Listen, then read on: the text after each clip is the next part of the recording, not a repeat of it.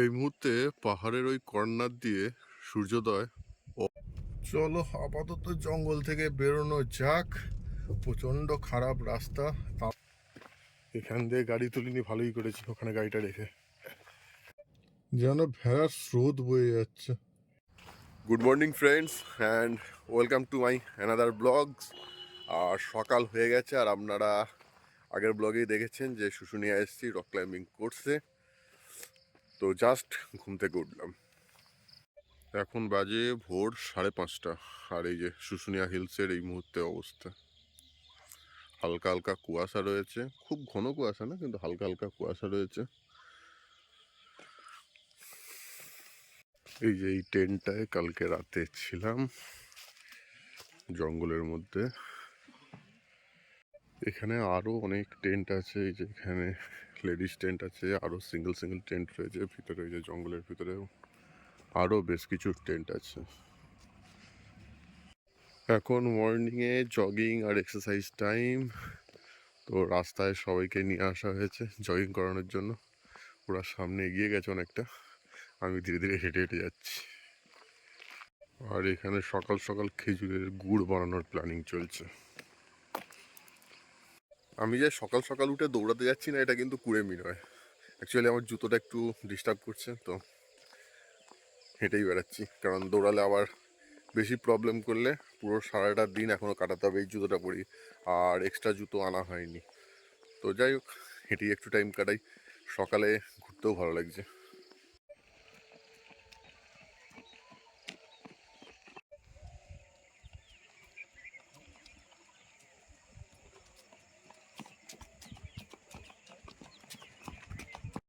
এই মুহূর্তে পাহাড়ের ওই কর্নার দিয়ে সূর্যোদয় অপূর্ব লাগছে, আর আকাশ পুরো হলুদ হয়ে গেছে। সঙ্গে এই আকাশের কালার কিছুটা পাহাড়েও চলে এসছে।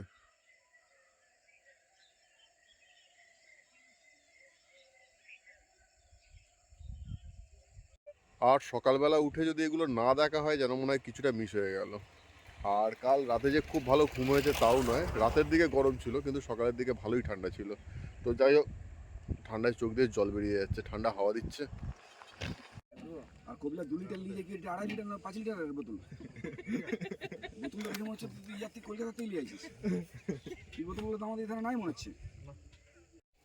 এই যে এখানে গুড় তৈরি হচ্ছে। সকাল সকাল 5 গ্লাস খেজুরের রস, পুরো পেট লোড হয়ে গেছে। আর খেজুরের রস খাওয়ার পর একটাই সমস্যা, যে পেট হালকা হালকা কামড়ায় আর প্রচণ্ড ঘুম পায়। আর ঘুমের কোনো অপশান নেই এখন, কারণ উঠে গেছি, এবার অনেক কাজ আছে।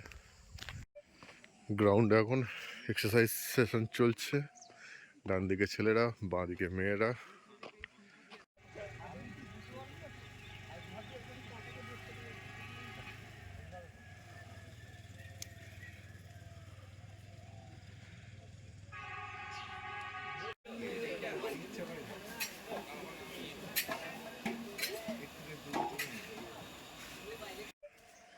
এখানে একটা জিমনি দাঁড়িয়ে আছে, কিন্তু জিমনিটাকে এত ছোট মনে হচ্ছে গাড়িটা।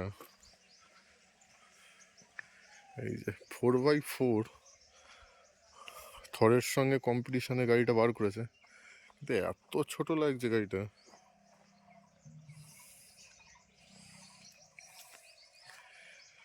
দেখি চাবিটা এই মুহূর্তে নেই, পরে যদি সম্ভব হয় টাইম পাই তাহলে একবার দেখবো ভিতরে ঢুকে কেমন লাগে, কমফোর্ট কেমন।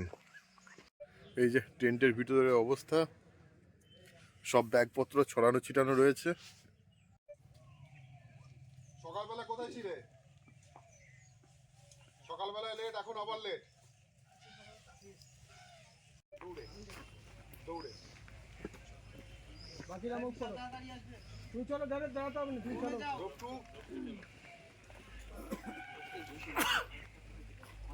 আমি রোপা কি করবো? আজ সকালে বিশেষ কিছু কাজ নেই, তো একটু বাঁকুড়া যাওয়ার ব্যাপার আছে, তো বাঁকুড়া যেতে হবে। আর যতবার এসছি কখনো এই শিলালিপি দেখতে পাইনি, শিলালিপি দেখতে যাওয়ার সুযোগই পাইনি। শুশুনিয়া পাহাড়ে একটা জায়গা আছে শিলালিপি, যে প্রাচীন যুগের শিলালিপি আছে, তো সেই শিলালিপি যে আর দেখতে যাওয়ার আজকে একটা সুযোগ যতক্ষণ পেয়েছি হাতছাড়া করবো না, একবার গিয়ে শিলালিপিটা দেখে আসবো আর আমার বাঁকুড়ার কাজটা কমপ্লিট করে আসবো, তারপর আবার পাহাড়ে চাপবো। আর এই যে দেখতে পাচ্ছেন যে জায়গায় দাঁড়িয়ে রয়েছি, পুরো ফরেস্ট এরিয়া, অপূর্ব সুন্দর লাগছে।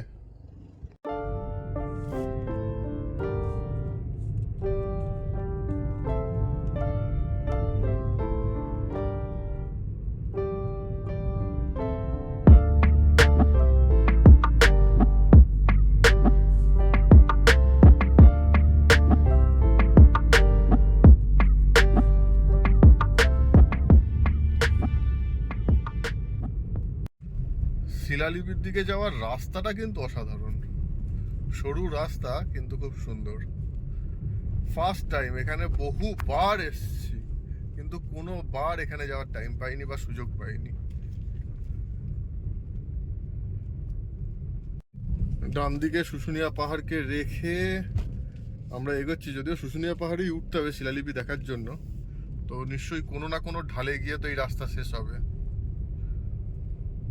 শিলালিপি তীরচিহ্ন দেওয়া ছিল তো এই রাস্তায়, এটা তো ডেঞ্জারাস রাস্তা, কি গাড়ি বাইরে রেখে আসাই ভালো ছিল, বুঝতে পারছি না। দেখি আর একটু, রাস্তা খুবই খারাপ, গাড়ি নিয়ে ঢোকাও একটু চাপের,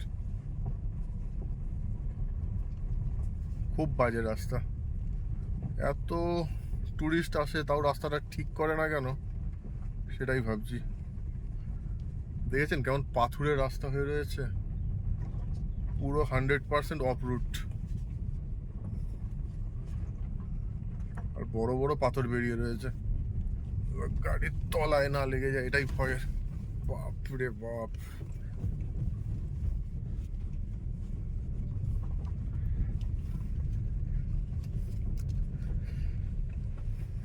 এইবার কোন দিকে যেতে হবে, রাস্তা তো দুদিকে ভাগ হয়ে যাচ্ছে,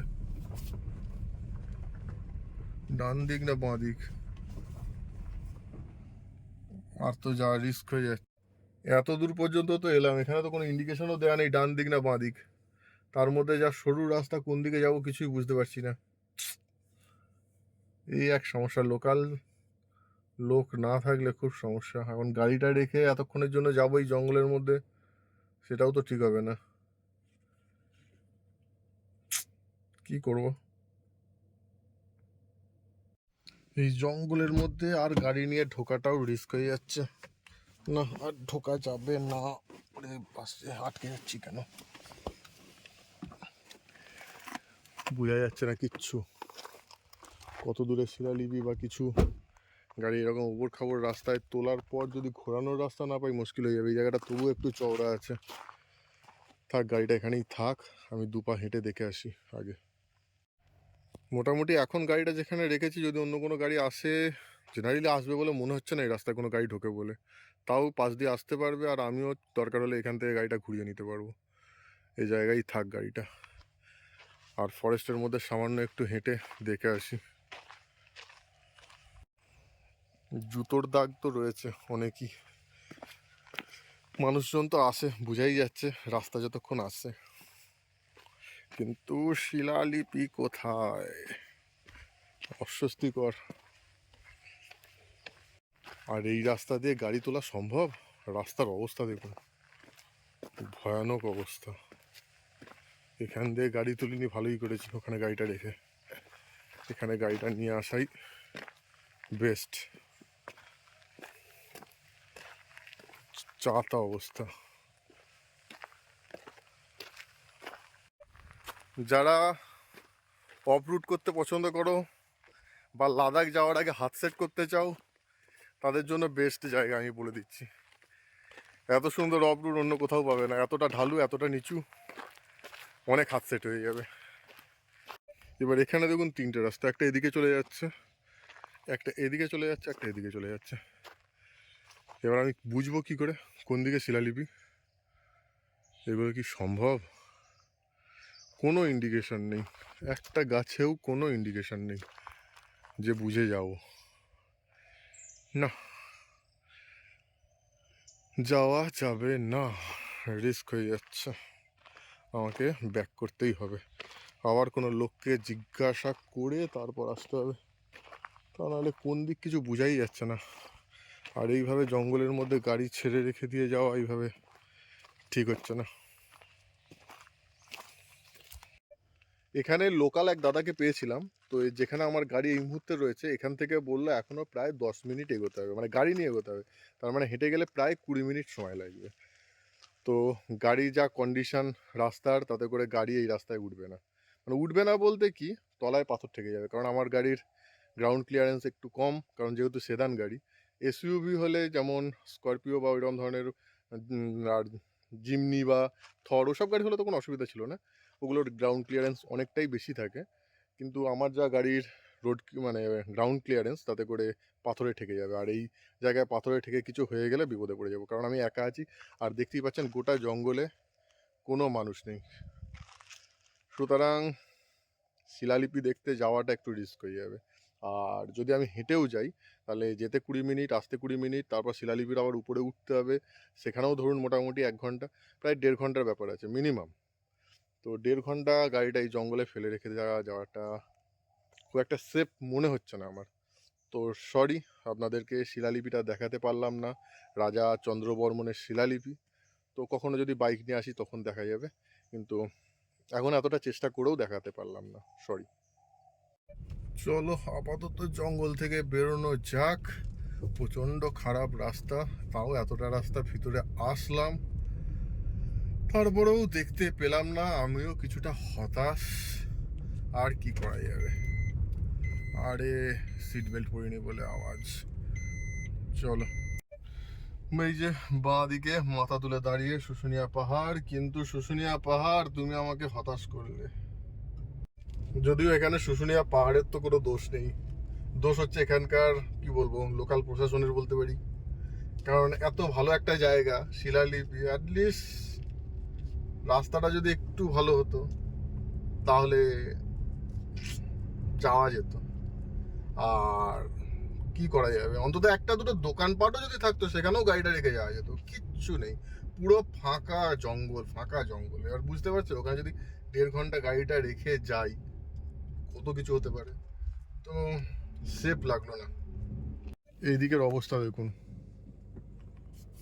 শয়ে শয়ে ভেড়া, এরা দাঁড়িয়ে থাকাই ভালো, ফালতু এগোতে। আরে বাপরে, তো বিশাল লাইন, এর শেষ কোথায়? যতদূর দেখছি এসেই যাচ্ছে, এসেই যাচ্ছে, হায় ভগবান। ওই ধাক্কা মারিস না, আবার ধাক্কা মারতে মারতে যাচ্ছে, কি অবস্থা। সিং টিং দিয়ে গুঁতিয়ে দিস না, রং উঠে যাবে। আমি একটু সাইড হয়ে যাই, ফালতু এদের রাস্তায় গিয়ে লাভ নেই, এমনি ভেড়ার বুদ্ধি থাকে না, একটা ভেড়া ধাক্কা মারলে সব কটা ভেড়া ধাক্কা মারতে মারতে যাবে। দেখেছেন দূর থেকে, দেখুন এখনো আসছে, ওই যে যেন ভেড়ার স্রোত বয়ে যাচ্ছে, ভেড়ার স্রোত কখনো দেখেছেন? দেখুন ভেড়ার স্রোত পুরো জলের স্রোতের মতো বয়ে যাচ্ছে। আরে ভাই এখানেও শেষ না, আর কত আছে, এখানে কি 0.5 ঘন্টা ধরে আমি দাঁড়িয়ে থাকবো? এত ভেড়ার মালিককে জানতে হবে, একটা ভেড়া তুলে নিয়ে চলে যেতে পারলে ভালো হতো। আজ ক্যাম্প ফায়ার আছে, হয়ে যেত। এই দেখুন এখনো আসছে, আর আমি এই সেফ ডিস্টেন্সে দাঁড়িয়ে আছি, কারণ এগোলেই রাস্তা ন্যারো হয়ে যাবে আর ধাক্কা মারতে মারতে যাবে। তাও ধাক্কা মারছে না তা না, ধাক্কা মারছে। এই যে সামনে থেকে এটা শুশুনিয়া, মানে শুশুনিয়া চতুর্দিক ঘোরা হয়ে গেল আমার এবার এসে, শুধু শিলালিপিটাই দেখা হলো না। এই জায়গা থেকে পাহাড়টাকে পরিষ্কার দেখা যায়, সামনে দেখুন একটা ছোট চূড়া, তারপর আবার একটা বড় চূড়া, আর লাস্টে দেখুন আর একটা ছোট চূড়া, মোট 3টে চূড়া আছে পাহাড়টায়। আর আমাদের যে প্র্যাকটিস হচ্ছে মাঝখানের ওই জায়গায়, আর সামনে যে ঝর্ণা আছে, ঝর্ণা দিয়ে উঠলে এই সামনের এই চূড়াটায় ওঠা যায়। এটা হচ্ছে সাইড ভিউ।